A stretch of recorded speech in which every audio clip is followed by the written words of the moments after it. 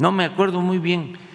Les voy a comentar que cuando hice campaña en la Ciudad de México para ser jefe de gobierno, fui a todas las colonias y planteé que si llegábamos al gobierno iba a haber una pensión para los adultos mayores, en ese entonces mayores de 70 años.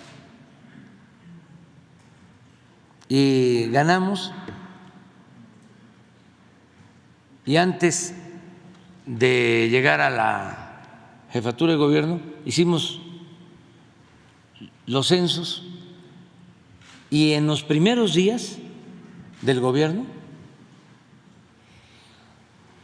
no terminaba creo el 2000 o en enero del 2001, empezamos a entregar las tarjetas, y eran unas tarjetas para que la gente fuera a un centro comercial y adquiriera sus mercancías, sobre todo alimentos, los adultos mayores. Y así empezó, y se hizo universal. Y luego, como no teníamos nosotros mayoría en la Asamblea, el PRI y el PAN, cuando presenté el presupuesto, no sé si 2002 o 2003, me recortaron el presupuesto para las pensiones, sosteniendo lo mismo que sostenía en ese entonces y siguen sosteniendo los organismos financieros internacionales, que los apoyos tienen que ser focalizados, no universales. Nosotros consideramos estos apoyos como derechos de los ciudadanos. Entonces, nos bajan el presupuesto para que solo se entregara a los más pobres, no a todos, que no fuese universal. Y así aprobaron el presupuesto. Pues ¿saben qué? No lo publiqué. Y dije, no lo acepto, porque tiene que ser universal. Y lucha. La ley establece que cuando no se aprueba un presupuesto, se aplica el del año anterior o el año vigente. Y estaba yo dispuesto a hacerlo. Pero entraron en razón y se modificó y se volvió universal. Y ha sido una lucha constante. Cuando nos roban en el 2006 la presidencia, por quedar bien, se hace una propuesta y en el Congreso se aprueba un programa que se llamaba 68 y más, o 70 y más, 70 y más, que les entregaban creo que 500 pesos o 400, copiando y además pensando que con eso ya iban a tenernos, ¿no? También focalizado, no universal. Entonces, si llegamos al gobierno y cumplimos el compromiso, vamos a aumentar la pensión al doble, va a ser universal, y es lo que hemos venido haciendo. Y ahora, como es un programa muy aceptado bien visto por la gente, estos oportunistas, conservadores, corruptos, cínicos,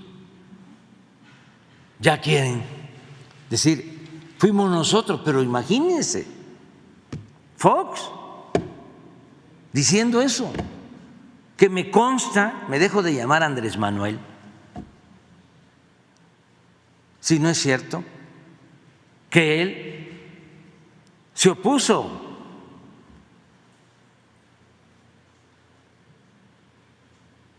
por esa mentalidad clasista, neoporfirista,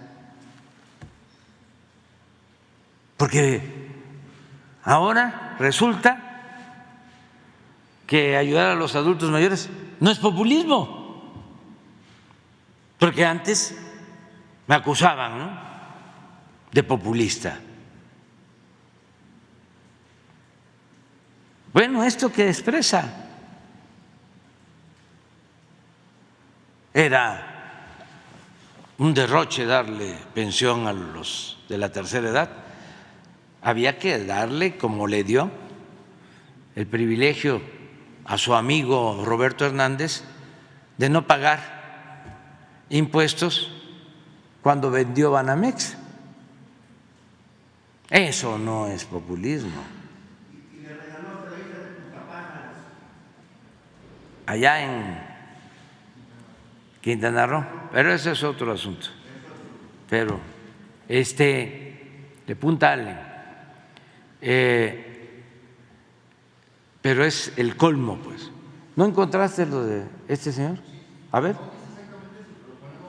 A ver. Una acción irresponsable de parte de un gobierno, Las ¿no? políticas que implementan de supuesto bienestar a través de tarjetas o programas sociales se contrapone a combatir el trabajo. Y porque jamás de los jamases un programa social va a suplir lo que representa un empleo para una familia. Ese sí es un pensamiento conservador, pero no es directamente en contra de la pensión. Así piensan. Acuérdense de lo que decían, ¿no? Mucho, para no dar nada a los pobres. Decían, no les des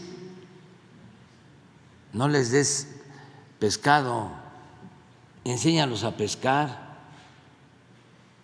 pero si no hay río, ni hay lagunas, ni hay mares, ni hay peces. Claro, ¿no?, lo mejor es que se garantice el empleo, que haya buenos salarios y que la gente por sí misma pueda tener ingresos para satisfacer sus necesidades de educación, de salud y otras. Eso es lo ideal, pero en una sociedad como la nuestra, con tanta pobreza y además sin que se crearan empleos, sin que el salario alcanzara, ¿cómo no iba a cumplir el Estado su responsabilidad social? ¿Cómo no hacer valer el derecho a la pensión, que desde hace muchísimos años se aplica en países europeos? Porque siempre también, de manera muy hipócrita, ¿no?, queriendo copiar lo que se hacía en el extranjero, pero lo malo, no lo bueno.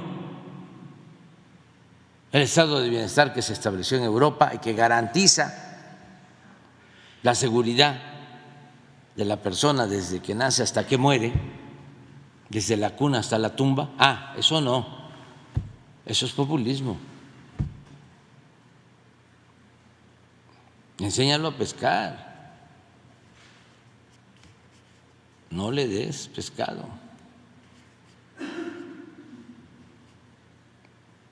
Y así, con todos esos sofismas, con todas esas mentiras. Ayer recordaba yo otra, ¿no?, que no voy a dejar de mencionar de que no podía aumentar el salario porque había inflación. ¿Cuánto engañaron con eso? Y no aumentaron el salario. Y tampoco redujeron la inflación. Está demostrado que si se aumenta el salario, no necesariamente aumenta la inflación, porque el componente del salario en los costos, lamentablemente, es bajo, no impacta en la producción. Claro, hay que tener cuidado, no se puede recuperar todo lo que perdió el salario mínimo en el periodo neoliberal. En 36 años no se puede recuperar en 2 o 3 o 4 o 5 años, porque ¿cuánto perdió? 75% de su poder adquisitivo. Pero sí ya hay que pensar, como lo hemos hecho, a la recuperación del poder adquisitivo del salario. Pero así como esas, muchas mentiras. Eso que hablábamos de los impuestos. El problema es que no están en el padrón del fisco los de la economía informal. No pagan impuesto los vendedores ambulantes, los que se buscan la vida en la calle, los viene, los que acomodan los carros, que en la época de crisis por el saqueo, si no ha sido por la economía informal y por la migración,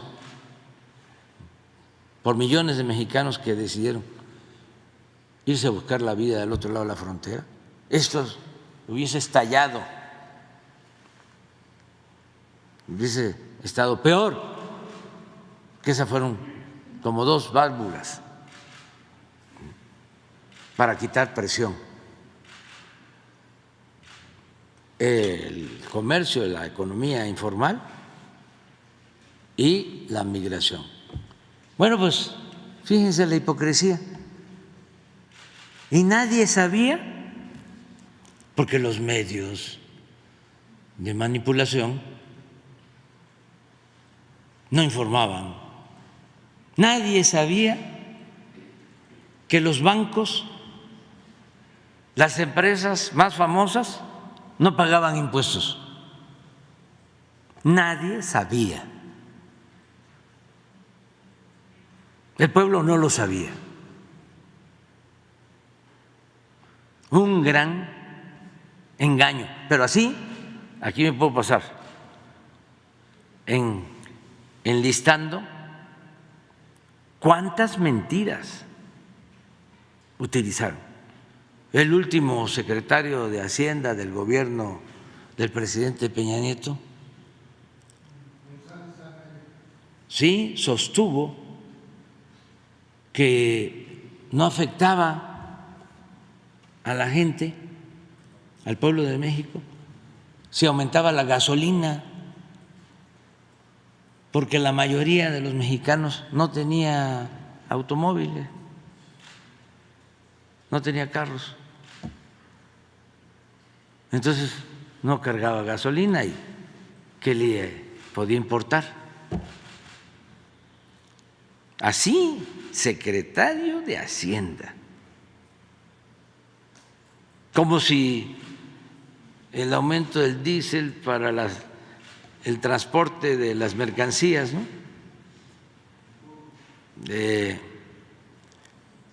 no impactara en el aumento de los precios.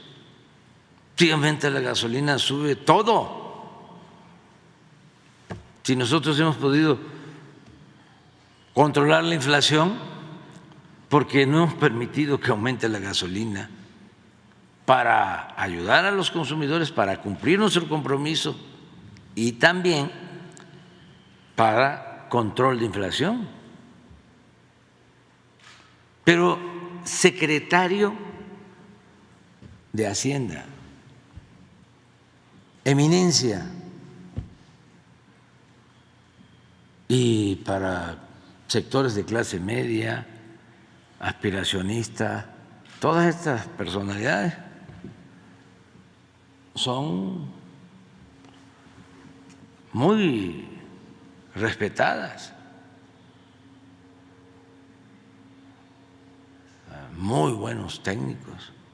Es como Zedillo, pregunten por Zedillo, hasta integrantes de clase media. Arriba es como un dios, pues cómo no, si fue el que los rescató, el que convirtió deudas privadas en deuda pública, el que vendió los ferrocarriles y se fue a trabajar a una empresa ferrocarrilera extranjera como asesor. Eso le aplauden, son buenísimos, muy buenos técnicos. Y la doctora en ciencia política en una universidad del extranjero, Denise Dresser, ¿en dónde se graduó? ¿En Harvard? ¿O en alguna de esas?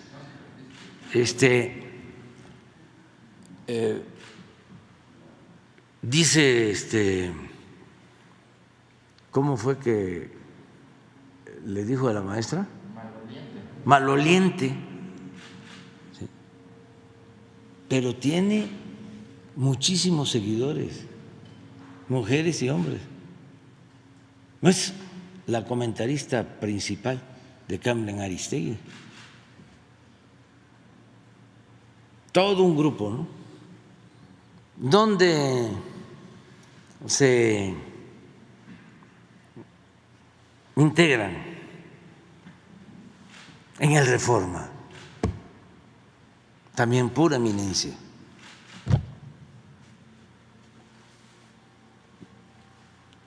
Puro doctor, especialista, politólogo, expertos.